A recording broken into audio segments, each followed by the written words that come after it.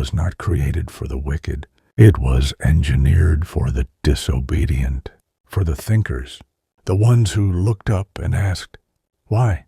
Not why we suffer, but why we're told it's deserved, not why we should obey, but why disobedience is feared more than evil itself. You see, when power cannot justify itself, it invents punishment, and the most effective punishment doesn't come after death. It lives in your mind. They told you hell waits for sinners, but ask yourself, who defined what sin is? Why is questioning authority a sin?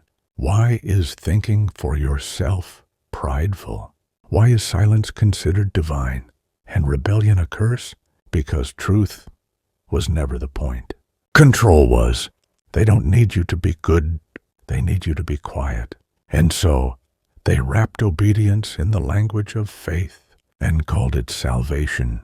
They taught you to fear a place no one's ever seen, to stop you from becoming what they could never control. And every time you doubted their doctrine, they whispered fire into your soul, not to save you, but to scare you back into submission. But here's what they never told you. Hell isn't a realm.